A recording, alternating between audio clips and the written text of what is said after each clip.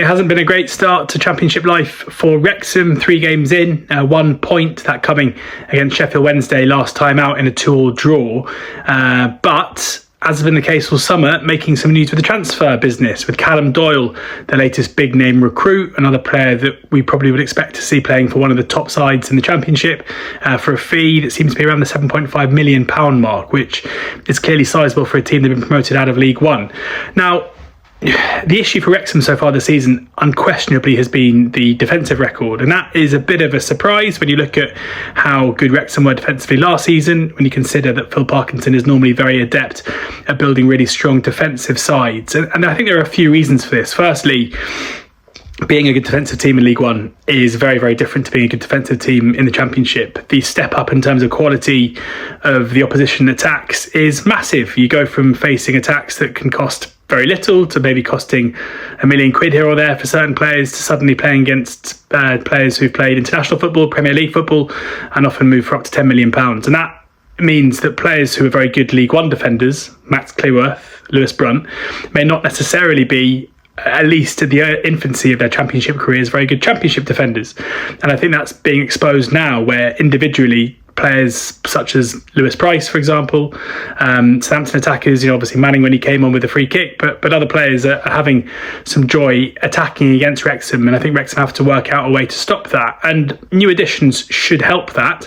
And Conor Coady certainly someone who has an abundance of experience as a centre-back for England, for Wolves, for Leicester, for Everton, but he's a very specific type of centre-back. He's not a commanding, aerially dominant player. He's someone who is basically a ball player, someone who suits playing in the middle of the back three, as he's doing for Wrexham, but generally excels for teams who play a pretty high line, where he's able to dominate possession, create from deep, and with 2 big lads either side of him who can do the defensive work. And at the moment, he's got that to an extent with Cleworth and Brunt.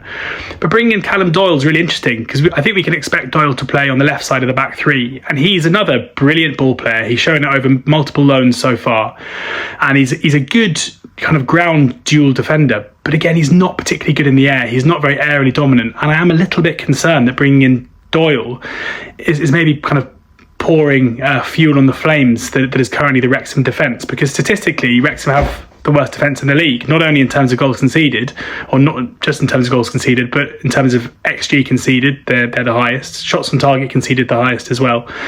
And that's a massive concern. They have to find a way to stop these shots being taken. And the fact they've got the joint highest XG per shot taken against them is a concern too, because only 6 of the shots they've conceded so far this campaign have come from outside the box. Teams are finding it incredibly easy to carve through Wrexham. And in terms of Coady and Doyle, if I was Phil Parkinson and the hierarchy of Wrexham, I'd be looking to bring in defenders who defend first, who are aerially dominant, who've been there and done it, who maybe aren't the best ball players, rather than bringing in players where their best attributes are maybe on the ball and ball progression. And that's exactly what Doyle and Coady are.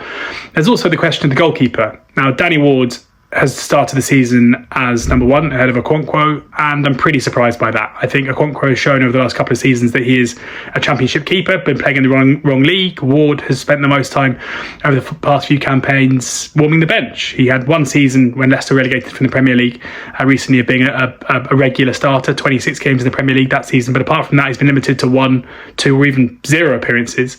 And even though he's made some decent saves this season, he made the save late on from McNeil against Sheffield Wednesday, I think you can look at quite a few goals and say that he could have done better. And I can't understand why Okonkwo isn't the player with the gloves at the moment. I expect that probably to change unless there's something untoward going on behind the scenes. So, I wouldn't say Ward is the issue, because it is preventing the opposition from taking those shots. And maybe in terms of the relatively attacking mindset of the wing-backs, McLean obviously an attacking player, Longman an attacking player too, maybe the wide defenders aren't getting the cover that they need on top of that. So Phil Parkinson's a manager who's achieved incredible things over his career. He's had remarkable, unprecedented success as Wrexham manager, but his record in the Championship prior to taking Wrexham there has always been very, very poor, and we're seeing a continuation of that now.